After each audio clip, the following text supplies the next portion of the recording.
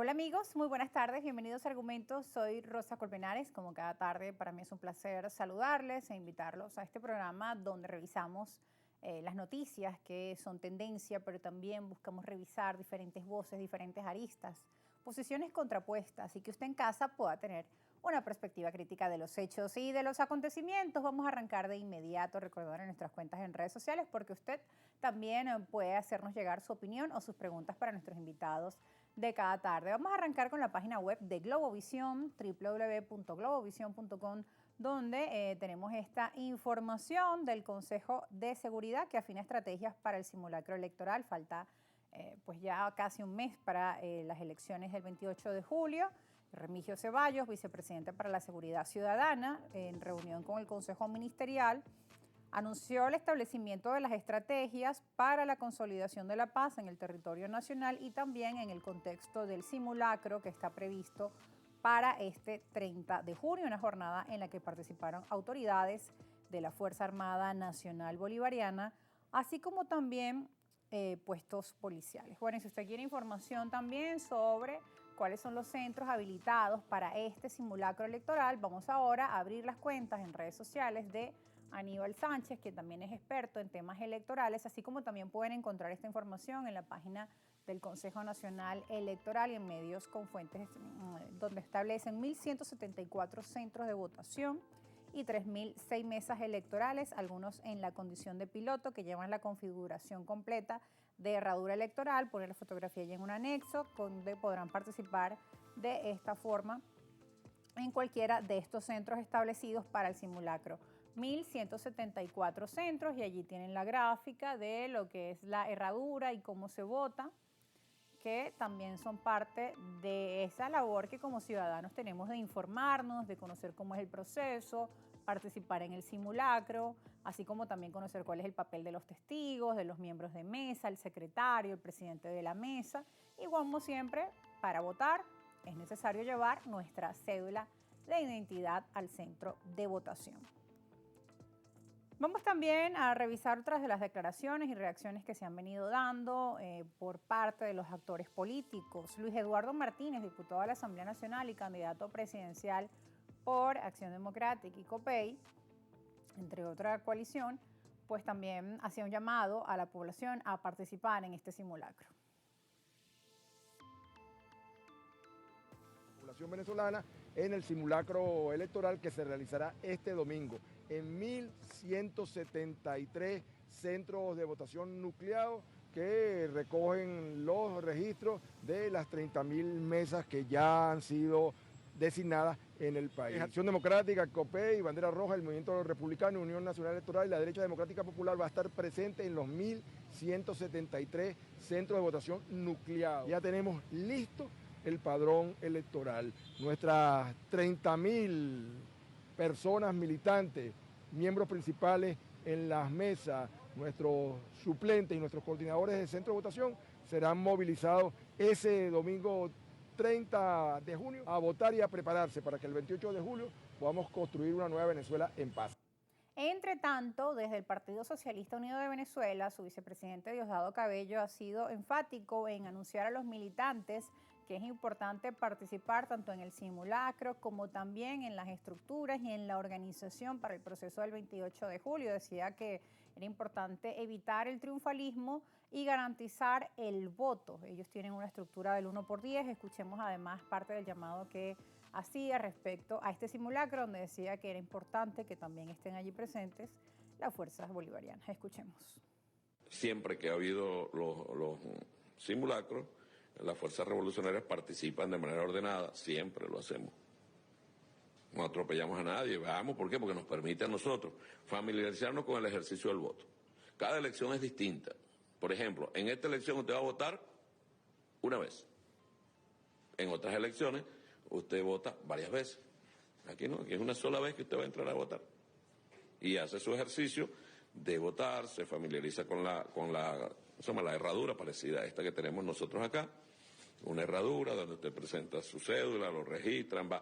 Necesario y fundamental siempre en las elecciones en Venezuela, en revolución, pasar por el cactahuella identifica a la persona. y autoriza que la máquina se pueda abrir para ejercer el derecho al voto. Lo que garantiza una persona, un voto. Igual, distintos partidos políticos han hecho el llamado a su militancia, reiterando la importancia de participar, de también aquellos que son testigos de mesa hacer y cumplir su trabajo, mantenerse en los centros electorales y como ciudadanos lo importante que significa para nosotros participar de forma activa, conociendo cada detalle del proceso y también desde ya pueden ir verificando en la página del Consejo Nacional Electoral su centro en el que normalmente vota se mantiene porque también informaban de algunos cambios en su centro electoral. Entonces, para evitar molestias el día de la elección, importante verificar en la página del Consejo Nacional Electoral sus datos y el centro donde usted vota. Y que lo importante es tener la cédula de identidad. Distintos sectores han hecho un llamado a que también cada partido, cada estructura pueda garantizar la participación de los ciudadanos. Una cosa es la intención del voto y otra que finalmente el ciudadano llegue a votar a los centros electorales. El analista económico, político, presidente de Data Análisis, Luis Vicente León, estuvo más temprano en el programa Primera Página y daba pues algunos detalles o algunos análisis de este hecho previo a las elecciones. El proceso de movilización es vital. Tú no te puedes confiar en que la gente va toda espontánea a votar. ¿Por qué? Porque en el interior, sobre todo del país, tú tienes un deseo, pero también tienes que moverte. Tienes que pagar gasolina, tienes que mover tu carro, tienes que asumir riesgos, porque hay riesgos en el proceso. Tienes riesgos de muchos tipos. Tienes riesgos de que haya algún nivel de conflictividad en las mesas. Sí, hay riesgo. Ojalá no, pero hay riesgo. Hay riesgo de que a ti te estén viendo y que tú sientas básicamente que puedes perder cosas utilitarias, desde tu empleo hasta un clap, por ejemplo, porque te están mirando en ese proceso. Claro que hay riesgo. Entonces tú tienes que vencer ese proceso. ¿Y cómo lo vences? Lo vences, oye, motivando, dando esperanza, pero también moviendo. O sea, tienes que ir tú también a participar en ese proceso, a garantizar que la gente que quiere de alguna manera motivar ese voto participe y te ayude, que construyas esas redes. Parte de las declaraciones de Luis Vicente León esta mañana en el programa de Primera Página hablaba de la importancia de la estructura y que también forma parte del trabajo que tienen los partidos políticos en poder movilizar a sus seguidores, a su militancia, todas esas estructuras que bien desde el partido de gobierno, como hemos visto en las alocuciones, se encuentran trabajando en ello, en sus estructuras del 1x10 y que incluso el día de las elecciones bien sabemos que todos los trabajadores del sector público incluso son llevados en vehículos a su centro electoral, facilitándole todas las garantías. Él decía, en el interior la situación puede ser incluso pues más difícil en cuanto al acceso a los centros electorales y poder garantizar incluso personas que tengan alguna discapacidad o tercera edad puedan llegar al centro y votar por el candidato de su preferencia. Una cosa es la intención de voto y otra que finalmente la persona llegue hasta el sitio y ejerza su derecho al voto por el candidato de su preferencia. Vamos ahora a hacer un enlace con nuestra compañera Soriemi González. Allí pues también se hace énfasis un poco en la necesidad de conocer propuestas por parte de los candidatos, el tema económico, que es uno de los principales. Pues ella se encuentra allí con el profesor de IESA y economista Aarón Olmos y también nos da algunas luces al respecto. Después de esta entrevista, ya al regreso vamos a tener en nuestro estudio a Mercedes Malavella, está aquí con nosotros y también vamos a estar con ella analizando todos los detalles de este panorama político nacional. Vamos con Soriemi. Buenas tardes, un gusto saludarles a esta hora en Argumentos, con la visión del economista Aarón Olmos, quien hace un análisis del panorama político, electoral y económico y cuáles son las medidas que se deben tomar luego de las elecciones del 28 de julio para mejorar y lograr la estabilidad económica en nuestro país. Veamos. ¿Qué hace falta? Coordinación macroeconómica, disciplina fiscal y efectivamente que participen todos los actores. O sea, ese gran llamado nacional de empresarios, industriales, empresarios, sector comercio, servicio, transporte, junto con el Ejecutivo Nacional, tiene que comenzar a pasar.